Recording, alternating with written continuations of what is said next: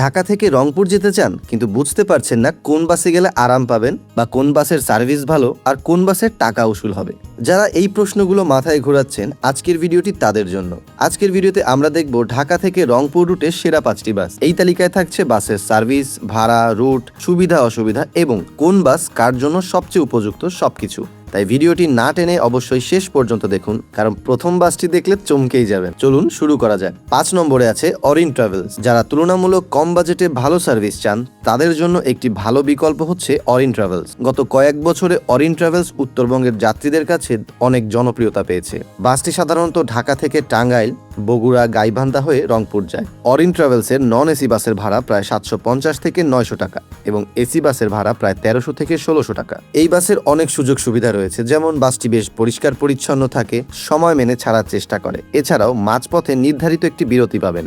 লিস্টের 4 নম্বরে রয়েছে গ্রিন লাইন। হ্যাঁ বন্ধুরা, অনেকেই ভাবতে পারেন গ্রিন লাইন 1 নম্বরে আছে, কিন্তু না, আমাদের লিস্টে আজকে রয়েছে 4 নম্বরে। এজন্যই বলেছিলাম প্রথম বাসটি দেখলে চমকে যাবেন। যারা আরামদায়ক ভ্রমণ পছন্দ করেন তাদের কাছে গ্রিন লাইন দীর্ঘদিন ধরেই একটি পরিচিত নাম। গ্রিন লাইনের নাম মাথায় আসলেই কিন্তু আগে মনে আসে লাক্সারি। ঢাকা থেকে বঙ্গবন্ধু সেতু হয়ে বগুড়া হয়ে সরাসরি রংপুরে যাত্রা করে এই বাসটি। ঢাকা টু রংপুরে এই বাসের ভাড়া প্রায় 1500 থেকে 1800 টাকা। বাসটিতে থাকছে আরামদায়ক সিট, বেশ ভালো মানের সাসপেনশন। এছাড়াও গ্রিন লাইনের ড্রাইভাররা কিন্তু সবসময় অনেক বেশি অভিজ্ঞ হয়ে থাকেন, তাই দুশ্চিন্তার কোনো কারণই নেই। 3 নম্বরে রয়েছে এসআর ট্রাভেলস।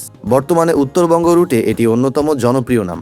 ভালো সার্ভিস, সময়নিষ্ঠতার কারণে অনেক যাত্রী এসআর ট্রাভেলসকে বেছে নিচ্ছেন। এই বাসটির নন এসির ভাড়া ঢাকা টু রংপুর প্রায় 800 থেকে 950 টাকা এবং এসি বাসের ভাড়া প্রায় 1500 থেকে 1700 টাকা। তবে হ্যাঁ, যদি ঈদের মৌসুমে যাত্রা করেন এই বাসের টিকিট পাওয়া একটু কঠিন হয়ে যাবে। আমাদের তালিকার 2 নম্বরে রয়েছে বাসের রাজা হানিফ এন্টারপ্রাইজ। বাংলাদেশের অন্যতম পুরনো এবং পরিচিত বাস অপারেটর হিসেবে হানিফ এন্টারপ্রাইজ অনেক বেশি জনপ্রিয়। বাংলাদেশের সব রুটেই তাদের ছোঁয়া রয়েছে। ছোট বড় বিভিন্ন রুটেই দীর্ঘদিন ধরে তারা সার্ভিস দিয়ে আসছে। অভিজ্ঞ চালক, নিয়মিত ট্রিপ এবং সহজেই টিকিট পাওয়ার ক্ষেত্রে হানিফ বাস কিন্তু এগিয়ে আছে। হানিফের নন এসি বাসের ভাড়া ঢাকা টু রংপুর প্রায় 850 থেকে 1000 টাকার মধ্যে এবং এসির ভাড়া প্রায় 1500 থেকে 1800 টাকার মধ্যে। তবে হ্যাঁ, হানিফের বেশ কিছু বাস পুরনো হওয়ায় সব গাড়িতে আপনি একই মানের অভিজ্ঞতা নাও পেতে পারেন এবং যারা অতিরিক্ত গতিকে ভয় পান তারা হানিফকে চাইলে একটু এড়িয়ে চলতে পারেন, কারণ গতির রাজা কিন্তু হানিফ। এবারে আসি আমাদের লিস্টের প্রথম বাসটিতে। আজকের তালিকার 1 নম্বরে রয়েছে নাবিল এন্টারপ্রাইজ। উত্তরবঙ্গ রুটে নাবিল অনেক যাত্রীর কাছেই প্রথম পছন্দ। আধুনিক বাস, ভালো সার্ভিস এবং বেশ আরামদায়ক ভ্রমণের জন্য এই বাসটি মানুষের মনে জায়গা করে নিয়েছে। সম্প্রতি তাদের বহরে যুক্ত হয়েছে মার্সিডিজ বেঞ্জের এসি বাস, যা দেখলেই আপনাদের চোখ ধাঁধিয়ে যাবে।